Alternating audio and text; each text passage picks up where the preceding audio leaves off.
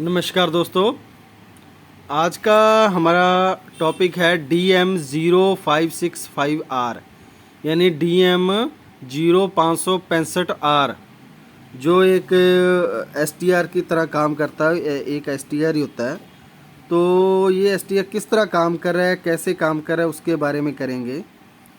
तो मोस्टली ये power supply जो होती है हमारी, जहाँ अडाप्टर होता है उसके अंदर सबसे ज़्यादा इस IC का प्रयोग किया जाता है, क्योंकि एक तो इसके अंदर हीट सिंक लगने की फैसिलिटी होती है, यानी आप इसके अंदर हीट सिंक लगा के आप इसको प्रयोग में ले सकते हैं और ये लंबे समय तक चल सकता है और इसमें जल्दी सी कोई प्रॉब्लम नहीं आती है।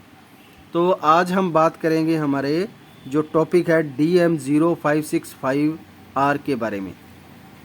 तो ये मोस्टली जो 6 पिन के अंदर आता है। तो इसकी जो पिन डिटेल है वो किस तरह होगी, सबसे पहले तो इसकी पिन डिटेल कर लेते हैं। जो इसकी 1 नंबर पिन होगी, जो 2 नंबर और 1 पिन के अंदर सबसे ज़्यादा जिस पिन के अंदर गैप है, जो एक अलग पिन बनी हुई है, तो वो पिन नंबर 1 होती है इसकी।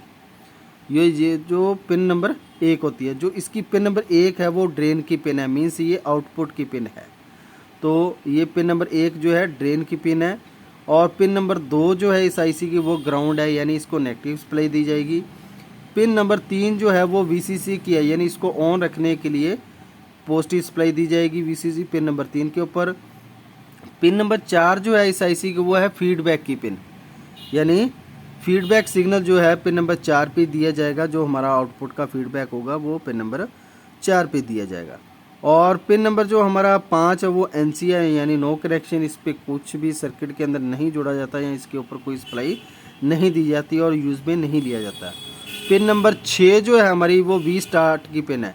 V स्टार्ट यानी इसको स्टार्ट करने के लिए, यानी इसको फर्स्ट टाइम स्टार्ट करने के लिए पिन नंबर 6 पे वोल्ट दिए जाते हैं। जब ये ऑन हो जाता है तो फिर ये ऑटोमेटिकली चलता रहता है। तो ये किस तरह ऑटोमेटिकली चलता है, ये ऑटोमेटिकली किस तरह चलता है, इसके लिए मैं इंटरनल इसको आपको थोड़ा सा समझना पड़ेगा, इसका इंटरनल सिस्टम। तो ये है इसका इंटरनल भाग।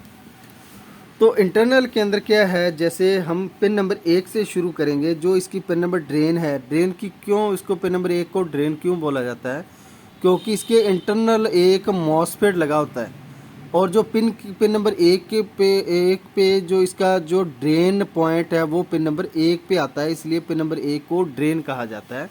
तो इंटरनल तौर पे जो मॉसफेट लगा होता है उसकी पिन 1 नंबर के साथ जोड़ी जाती है, इसे उसे ड्रेन की पिन कहा जाता है, क्योंकि इसका ड्रेन पिन ही पिन नंबर 1 के साथ जुड़ी होती है, वो भी इंटरनल। तो ये मॉसफेट का जो है सोर्स और ड्रेन, यानी सोर्स को ग्राउंड के साथ जोड़ा जाता है और ड्रेन को पिन नंबर 1 के साथ जोड़ा जाता है। और ये है हमारी पिन नंबर 2 जो कि ग्राउंड है। तो ग्राउंड के इंटरनल जो इसके अंदर मॉसफेट लगा उसके साथ इसको डायरेक्ट जोड़ा जाता है और बाकी सर्किट को ऑपरेट करवाने के लिए एक रजिस्टर के द्वारा नेगेटिव सप्लाई इंटरनल दी जाती है। और पिन नंबर 2 जो है हमारी इसके अंदर, पिन नंबर 2 ये ग्राउंड होगी। पिन नंबर 3 VCC की पिन है। तो इसके अंदर आप देख सकते हैं, तो मैंने आपको बताया था कि पिन नंबर 6 पे एक बार सप्लाई आती है और उसके बाद जब सप्लाई रेगुलर हो जाती है तो पिन नंबर 3 पे आती है, तो वो काम करती थी। तो वो किस तरह करती है, तो इसके इंटरनल एक स्विच लगा हुआ है, यानी इंटरनल एक स्विच लगा हुआ है। जैसे ही पिन नंबर 1, जब ये IC ऑफ होती है, कोई वोल्ट नहीं होता, तो ये पिन नंबर जो सेक्शन है, इंटरनल सेक्शन है, वो पिन नंबर 6 के साथ जुड़ा रहता है। जो VCC गुड सिस्टम बना हुआ है या वेरीफाई सिस्टम, जो इंटरनल BI सिस्टम है, तो वो पिन नंबर 6 के साथ जुड़ा रहता है। जब इस IC ऑन हो जाती है, जब इसके ऊपर वोल्ट आ जाते हैं रेगुलर, वो कहाँ से आएंगे वो हम सर्किट करेंगे आगे।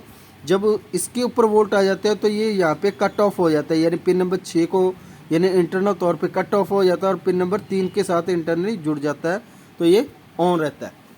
तो ये किस तरह काम कर रहा है इसके बारे में करेंगे आप। तो पिन नंबर 3 जो है हमारी VCC की पिन है, यानी इसके ऊपर पॉजिटिव सप्लाई दी जाएगी 8 से 12 के करीब, 15 के करीब।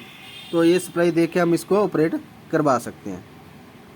और पिन नंबर 6 जो है, पिन नंबर 4 जो है हमारी वो फीडबैक की है।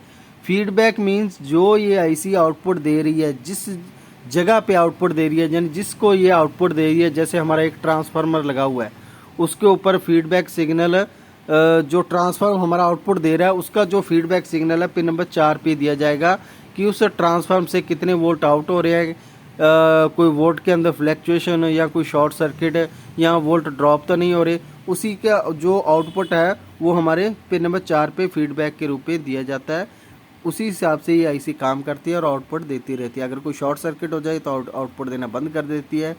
अगर कोई ओके है, वोल्ट कोई प्रॉब्लम नहीं है, तो आउटपुट रेगुलर चलता रहता है। तो पिन नंबर 4 का जो प्रयोग है फीडबैक के लिए किया जाता है। पिन नंबर 5 एनसी है, इसका कोई प्रयोग नहीं किया जाता। पिन नंबर 6 जो है वी स्टार्ट, यानी एक बार स्टार्ट करने के लिए जो पिन नंबर 6 का प्रयोग किया जाता है। जब ये आईसी ऑन हो जाती है तो ये ऑटोमेटिकली वीसीसी पिन से ऑपरेट करवा के वोल्ट चलती रहती है। तो इसका जो ये तो था इंटरनल हिस्सा किस तरह काम करती है।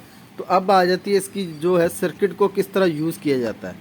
तो ये देखिए, जो हमारा सबसे पहले जो ब्रिज डायोड सिस्टम लगा हुआ है, ये ब्रिज डायोड सिस्टम है। इससे जो पोस्ट सप्लाई है पिन नंबर 6 के ऊपर दी गई है फर्स्ट टाइम, और पिन नंबर जो नेगेटिव सप्लाई है वो हमारी पिन नंबर जो 2 है उसको डायरेक्टली ग्राउंड किया गया है, यानी नेगेटिव सप्लाई दी गई है। ठीक है जी। तो नेगेटिव सप्लाई मिलने के बाद और पॉजिटिव सप्लाई मिलने के बाद आईसी ऑन होगी। ऑन होने के बाद जो हमारी पिन नंबर 1 का ड्रेन पिन है, इससे जो वोल्ट आउट हो गए वो जाएंगे इस ट्रांसफार्मर के अंदर।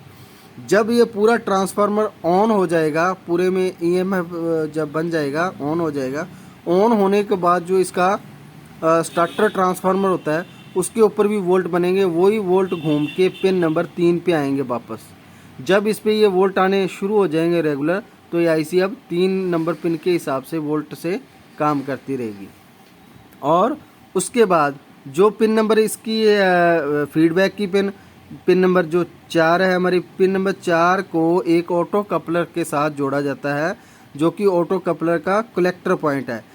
ऑटो कपलर के अंदर एक ट्रांजिस्टर लगा होता है जिसका एमीटर पॉइंट को ग्राउंड किया जाता है और कलेक्टर पॉइंट को पिन नंबर 4 के साथ जोड़ा जाता है। और इस ऑटो कपलर आईसी के ऊपर जो वोल्ट है, जो इस ऑटो कपलर आईसी के ऊपर वोल्ट जो आएंगे वो हमारे जो ट्रांसफार्मर का आउटपुट है, यानी सेकेंडरी वाइंडिंग है। ये हमारी प्राइमरी वाइंडिंग है और ये सेकेंडरी वाइंडिंग है। सेकेंडरी वाइंडिंग से जो वोल्ट आउट हो रहे हैं वो इस पिन के ऊपर आ रहे हैं। अगर ये पिन वोल्ट ड्रॉप हो जाते हैं या शॉर्ट सर्किट हो जाता है तो यहाँ पे ये एलईडी ऑन होकर meter to collector negative supply pass out करके इसको ऑफ करवा देगी। यानी इस पे जब सिग्नल आ जाएंगे, पिन नंबर 4 पे फीडबैक सिग्नल मिल जाएगा, तो ये पिन नंबर जो 1 है इसे वोल्ट आउट करना बंद हो जाएगा, जिससे ये आउटपुट सेकेंडरी वाइंडिंग में वोल्ट बनना बंद हो जाएंगे और सर्किट बर्न होने से हमारा बच जाएगा। तो ये थी इसकी फीडबैक की पिन। और पिन नंबर 5 जो एनसी ये नो कनेक्शन है, इसको खाली है, इसको यूज़ में नहीं लिया जाता। पिन नंबर 6 मैंने आपको बता दिया है कि इसको स्टार्ट करने के लिए पिन नंबर 6 का प्रयोग किया जाता है। तो ये थी आईसी। तो इसकी अब टेस्टिंग किस तरह होगी, अगर ये ख़राब हो जाए तो आप चेक किस तरह करोगे। तो चेक करने का मेथड मैंने पहले भी बताया है कि जो हमारी वीसीसी पिन और ग्राउंड पिन, इसके अंदर मल्टीमीटर को बीप की रेंज में रख के पिन नंबर 3 और पिन नंबर 2 के अंदर हम वैल्यू चेक करेंगे, वो भी एक साइड। जैसे मैंने पहले ग्राउंड पिन पे रेड प्रोब रख ली और वीसीसी पिन पे ब्लैक प्रोब रखेंगे तो वैल्यू आनी चाहिए। अगर रेड पिन नंबर जो 2 है ग्राउंड की पिन, इसके ऊपर ब्लैक प्रोब और वीसीसी पिन के ऊपर रेड प्रोब रखेंगे तो वैल्यू नहीं आनी चाहिए, मींस एक साइड वैल्यू आनी चाहिए। और उसके बाद ग्राउंड के बाद ड्रेन की या वीसीसी के अंदर ड्रेन की, ये एक साइड वैल्यू आनी चाहिए, या तो ग्राउंड पे या वीसीसी पे सिर्फ एक साइड वैल्यू आएगी, तभी ये ओके होगा। अगर ये दोनों साइड वैल्यू आ रही है या बीप आ रही है तो ये आईसी आपका ख़राब है। तो इस तरह आप आईसी को चेक कर सकते हैं मल्टीमीटर के अंदर।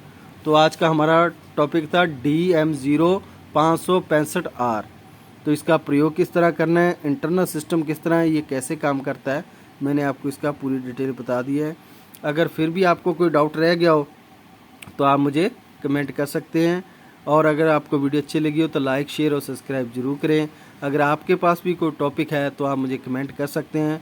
उस टॉपिक का जो आईसी या कोई भी आपको उसकी डिटेल चाहिए तो उस आईसी का नंबर और उस आईसी की टोटल पिन और अपना नाम लिख के आप मुझे कमेंट कर सकते हैं। तो वीडियो अच्छी लगी है तो लाइक, शेयर और सब्सक्राइब जरूर करें। आज तक के लिए धन्यवाद।